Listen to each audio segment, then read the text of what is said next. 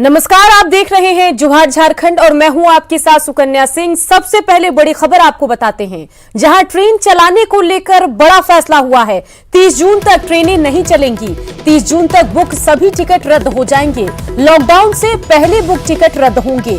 श्रमिक special train जो है वो अपनी रफ्तार से चलती रहेगी। साथ ही फंसे लोगों को लाने के लिए एसी स्पेशल ट्रेन भी चलती रहेगी। तो बता दें कि सामान्य ट्रेन की गतिविधि पर अभी रोक रहेगी। सिर्फ 2 तरह की ट्रेन ही चलेगी, एक तो श्रमिक स्पेशल ट्रेन और दूसरी एसी स्पेशल ट्रेन। अनिल हमारे संवाददाता इसी खबर पर ज्यादा जानकारी के साथ दिल्ली से हमारे साथ जुड़ गए हैं। अनिल, ट्रेन को लेकर बड़ी खबर आ रही है। उम्मीद थी कि शायद लॉकडाउन 4 में राहत मिले तो शायद ट्रेन भी चले, लेकिन अब खबर है कि ट्रेन नहीं चलेगी। आप तक क्या कुछ जानकारी, बताइए। जी, मैं आपको बता दूं कि जिस तरह से हम समझ पा रहे थे कि कोरोना के वायरस के फैलाव को रोकने के लिए ही ट्रेनों और जो फ्लाइट है उसके परिचालन को रद्द किया गया था, उसी कड़ी में जिस तरह से हम देख पा रहे हैं कि जो 15 जोड़ी ट्रेनें शुरू की गई थी स्पेशल ट्रेन के तौर पर, और श्रमिक ट्रेन है जो प्रवासी मजदूरों और तीर्थयात्रियों और पर्यटकों, छात्रों और अन्य दूसरे जो फंसे हुए उनको ले जाकर गंतव्य तक पहुंचा रही थी। तो उसी कड़ी में रेलवे ने इसको आगे बढ़ाते हुए कहा है कि जो 17 मई तक के लिए रेगुलर ट्रेनों के लिए, स्पेशल के लिए नहीं होगा, रेगुलर ट्रेनों के लिए जो बुकिंग की गई थी 17 मई तक जो रोकी गई थी, उसे अब 30 जून तक के लिए रोक दिया गया है। यानी सामान्य ट्रेनों के लिए 30 जून तक अब बुकिंग नहीं हो पाएगी। हालांकि जो स्पेशल ट्रेन है, जो एसी स्पेशल ट्रेनें 15 जोड़ी चल रही है दिल्ली से 14 गंतव्य स्थानों के लिए, वो जारी रहेगी। चलिए, तमाम जानकारी के लिए आपका शुक्रिया। और इन सबके बीच दिल्ली से चली स्पेशल राजधानी ट्रेन रांची पहुंच गई। ये ट्रेन कल दिल्ली से खुली थी। रांची पहुंचने के बाद सभी यात्रियों की स्क्रीनिंग की गई। स्टेशन पर सुरक्षा के भी पुख्ता इंतजाम थे। स्टेशन के बाहर दूसरे जिलों के लिए बस की व्यवस्था की गई है, जिससे वो अपने घर तक पहुंच सकेंगे। वहीं रांची के रहने वाले यात्री अपने निजी वाहन से भी अपने घर जा सकेंगे। वहीं आज रांची से राजधानी स्पेशल ट्रेन दिल्ली के लिए खुलेगी। आपको बता दें कि दिल्ली से रांची के लिए सप्ताह में 2 दिन ट्रेन चलेगी, बुधवार और शनिवार को दिल्ली से, जबकि गुरुवार और रविवार को रांची से ट्रेन खुलेगी। भुवन हमारे संवाददाता इसी खबर पर ज्यादा जानकारी के साथ सीधे हमारे साथ जुड़ गए हैं। भुवन, ट्रेनों को लेकर हम जानकारी दे रहे थे, कल दिल्ली से ट्रेन पहुंची और इन सब के बीच आज भी दिल्ली ट्रेन जानी है। क्या कुछ जानकारी आप तक पहुंच रही है, बताइए।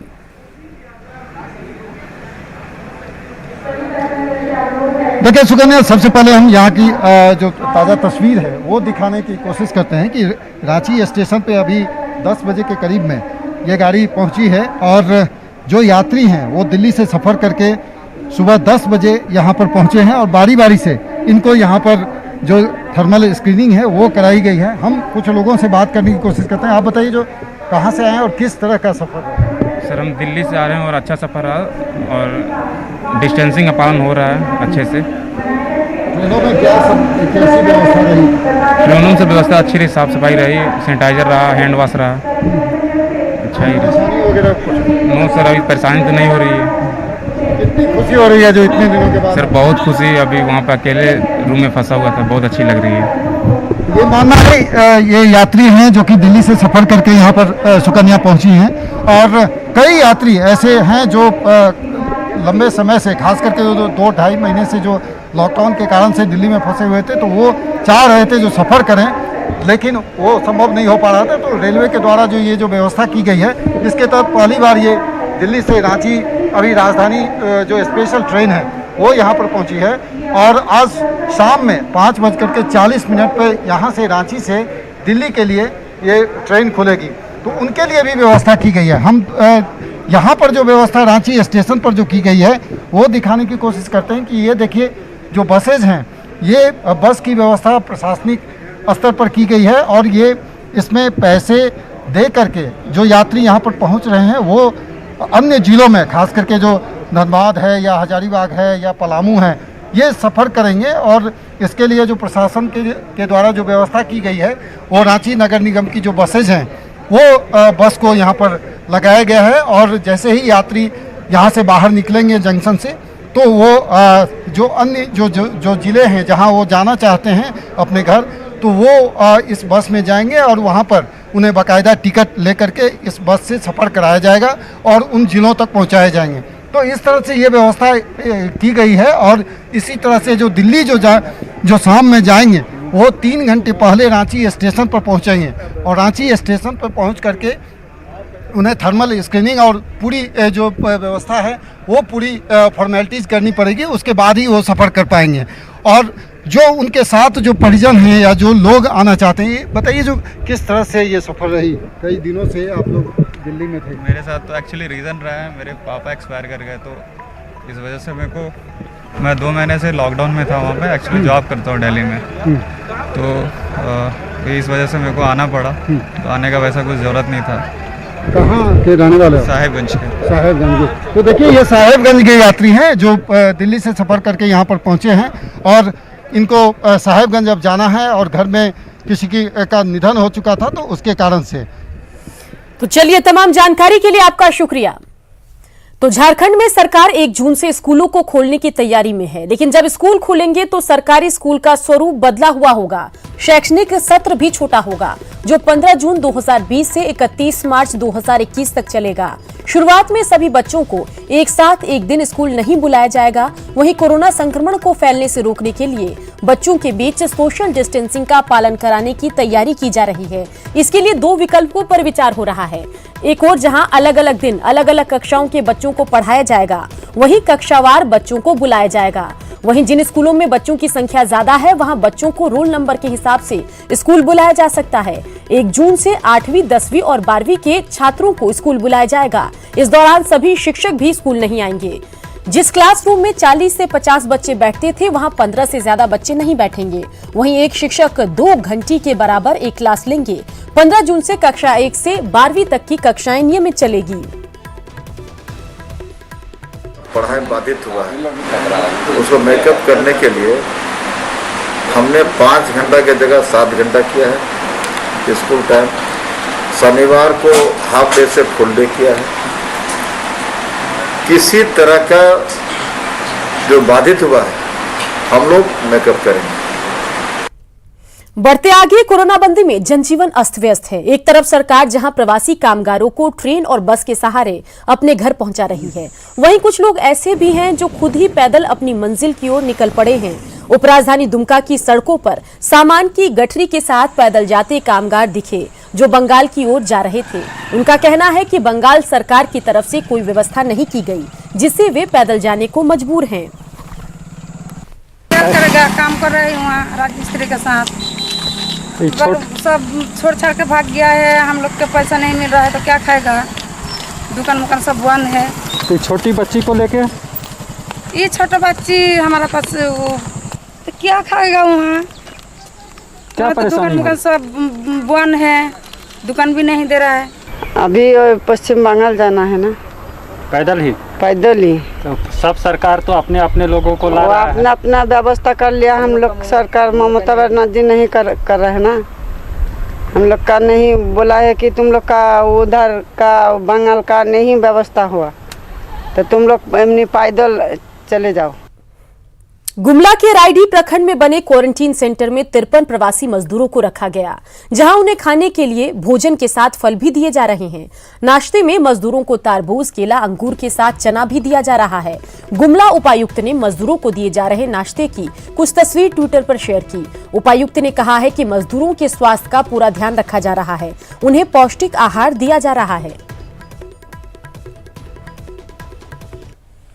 घाटशिला के चाकुलिया प्रखंड में कोरोना के 2 संक्रमित मरीज पाए जाने के बाद क्षेत्र में हड़कंप मचा हुआ है।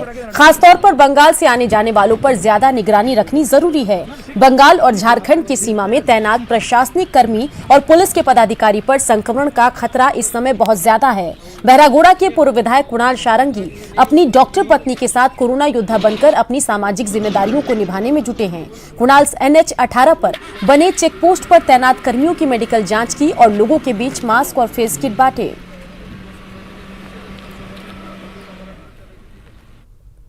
इंफ्रारेड थर्मोमीटर का हम लोग यूज़ कर रहे हैं और वहाँ पे बस हम एक नॉर्मल टेम्परेचर 37 डिग्री से कम होना ज़रूरी है। 37 से ज़्यादा हो, 37.1 या उससे ज़्यादा हो तो उसको हम लोग फीवर में कंसिडर करते हैं। और जैसे अभी का हमारा गाइडलाइन है, कोई भी फीवर उसको हम लोग रिलेट करते हैं इस पर्टिकुलर पैंडेमिक से। जो कोविड का फीवर है वो खांसी, सर्दी, जुकाम नॉर्मल बीमारी की तरह ही होता है, बस ये संक्रमण इसका बहुत ज़्यादा है। तो जितने भी बॉर्डर के इलाके हैं वहाँ पर जो लोग तैनात होकर हमारी सेवा में लगे हैं, हमें सुरक्षित रखने के लिए, हमारी सीमाओं को सुरक्षित रखकर उनकी लगातार स्वास्थ्य जांच होनी चाहिए। कई कारणों से हमारे अस्पतालों पर बहुत ज़्यादा दबाव है, हमारे डॉक्टर्स पर बहुत ज़्यादा दबाव है, इसलिए प्रशासन को सहयोग जो कार्यक्रम हम लोग कर रहे हैं इसके तहत हम लोगों ने ये पहल की है। हर दूसरे तीसरे दिन लगातार हम यहाँ के जो कोरोना वॉरियर्स हैं, हमारे पुलिसकर्मी, जो प्रशासन के लोग हैं, जो पत्रकार साथी हैं, उनकी स्वास्थ्य की मुफ्त जाँच हम करेंगे। आरोग्य सेतु डाउनलोड करवाएंगे उनके मोबाइल्स पर ताकि वो अपने ख्याल भी अपने रख सकें। घाटशिला के डुमरिया प्रखंड का सबसे बिगड़ा और पहाड़ी गांव एक पुल की मांग कर रहा है, लेकिन आज तक पुल का निर्माण नहीं हो सका। गांव के ग्रामीण हर साल बरसात के पहले नाला पर लकड़ी का पुल बनाते हैं, फिर कुछ दिन बाद पुल गिर जाता है। कंक्रीट का पुल नहीं होने की वजह से ग्रामीणों की परेशानी बढ़ गई है। गांव के मुखिया बताते हैं कि सबसे अधिक परेशानी उस वक्त होती है जब गांव की किसी गर्भवती महिला को प्रसव के लिए डुमरिया अस्पताल ले जाना पड़ता है।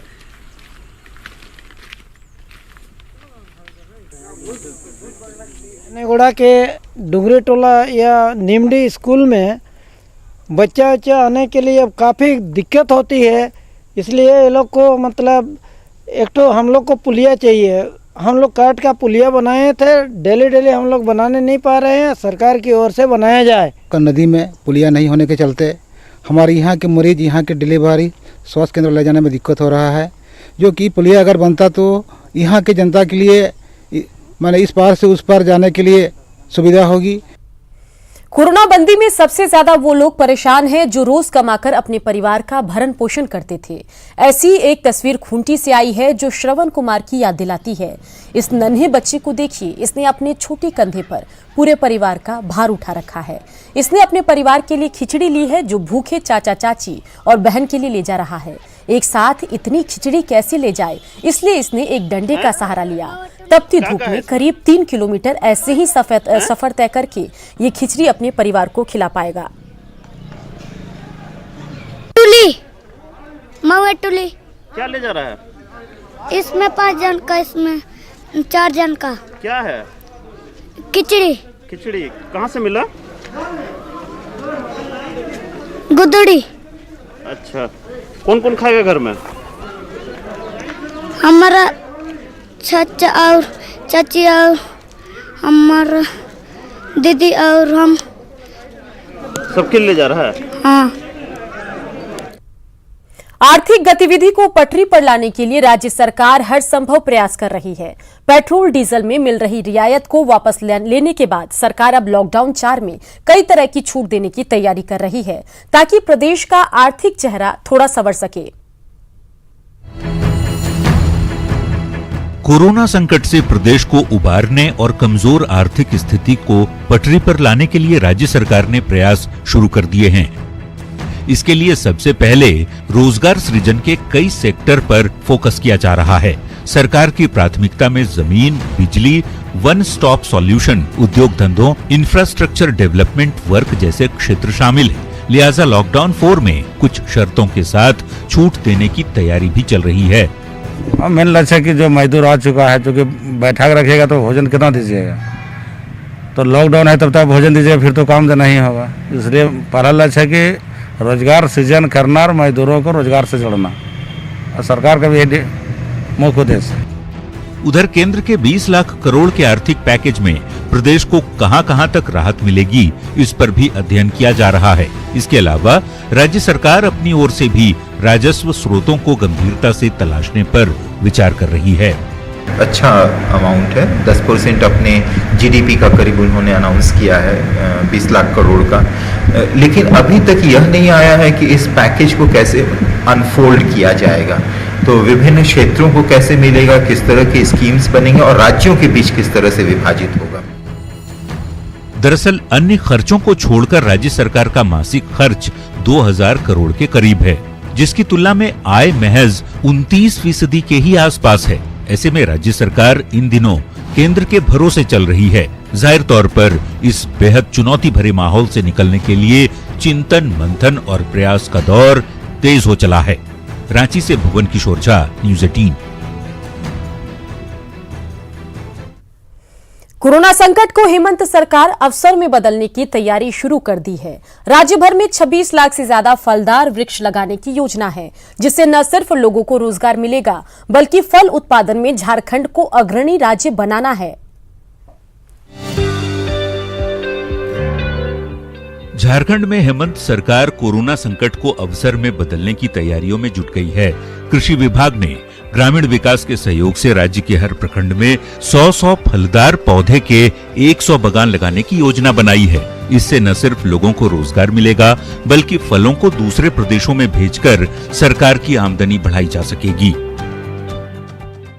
हमने जो शुरू से कहा है कि 2400 जिला किसी न किसी उत्पाद के लिए जाना जाएगा, कृषि उत्पाद के लिए। उसके तहत अभी फलदार वृक्ष लगाए जाने हैं, छायादार वृक्ष लगाए जाने हैं। हमने अपने विभाग को ये ऑर्डर किया है कि किस जिला में किस फल के लिए, किस एग्रीकल्चरल प्रोड्यूस के लिए उपयुक्त है, उसकी सूची बनाए।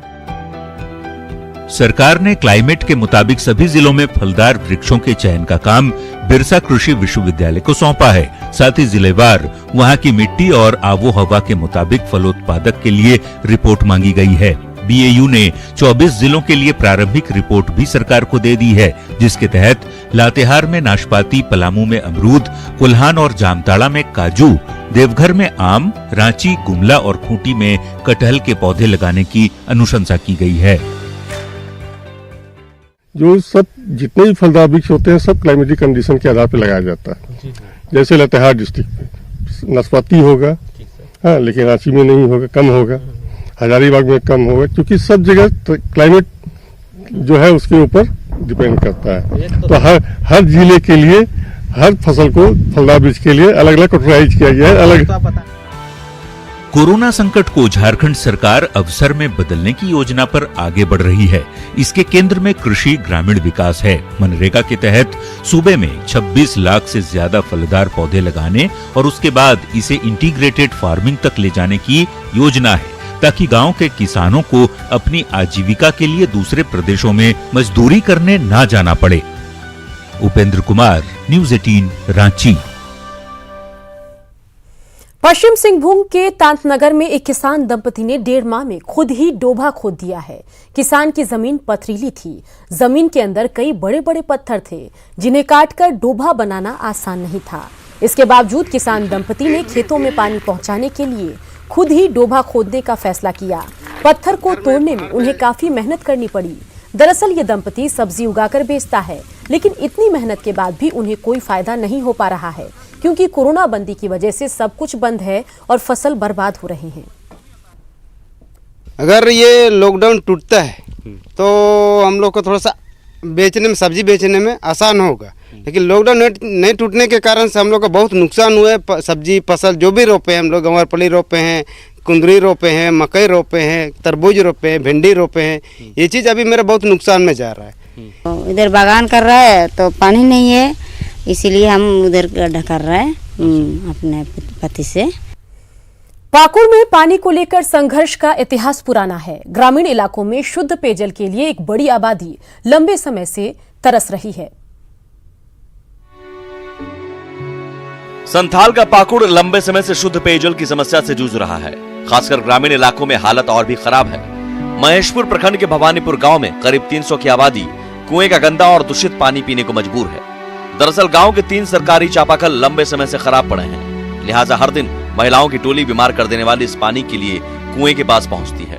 हमारे गांव में पानी की बहुत दिक्कत है। बोरिंग हो गया था, किंतु बोरिंग में पानी नहीं है, इसलिए हम बोरिंग चाहिए। कुआं पानी हम लोग 8 साल हो गया है। पानी के लिए कुएं पर उमड़ती भीड़ से गांव में सामाजिक दूरी का पालन भी नहीं हो पा रहा।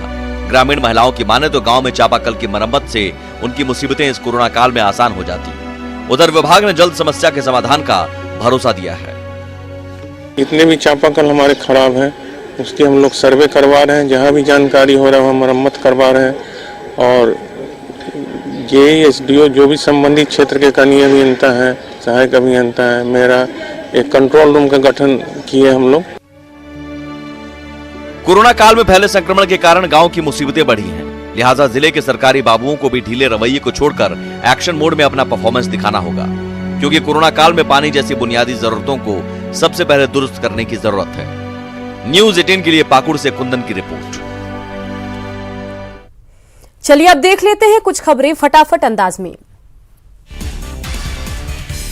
लखनऊ से पैदल ही साहिबगंज पहुंचे 10 मजदूर, स्वास्थ्य जांच के बाद होम क्वारंटीन पर भेजे गए सभी।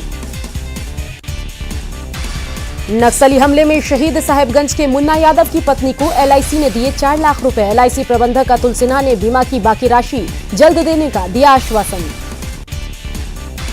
गुमला के डुमरडीह में 2 दिन से अजीब हरकत कर रहा था युवक, जांच में बुखार पाए जाने पर भेजा गया क्वारंटीन सेंटर, जांच के लिए भेजा गया सैंपल। गुमला के भरनों की 2 छात्राओं ने पेंटिंग के जरिए सोशल डिस्टेंसिंग का दिया संदेश, कोरोना से बचाव को लेकर पेंटिंग के जरिए जागरूकता। गुमला में सड़क निर्माण की गुणवत्ता की खुली पोल, हल्की बारिश में जल जमाव और घरों में घुसा पानी।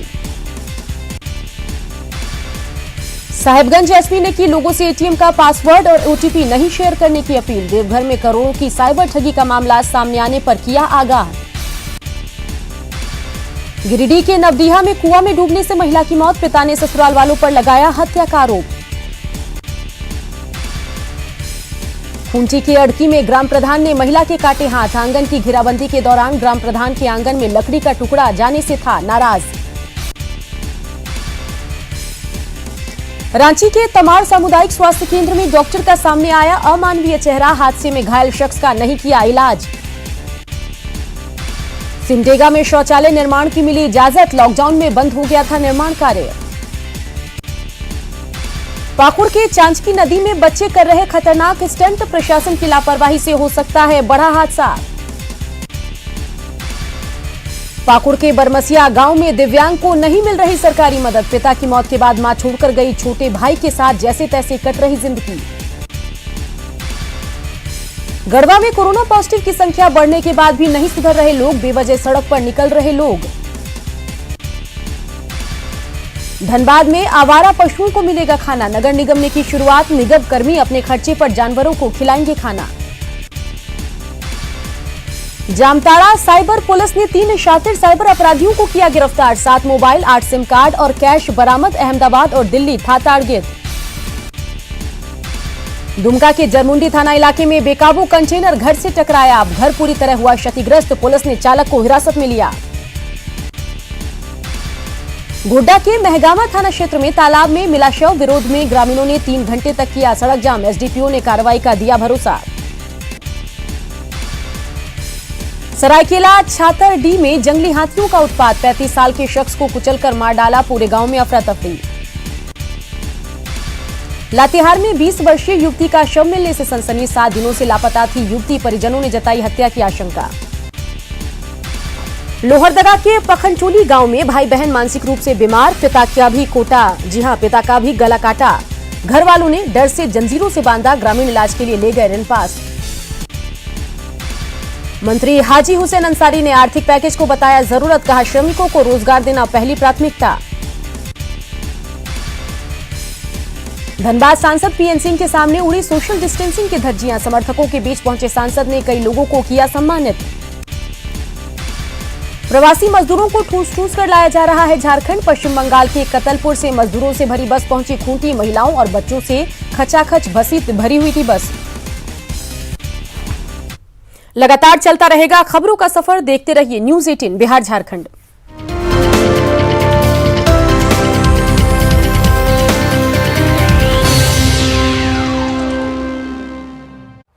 देश को जीतना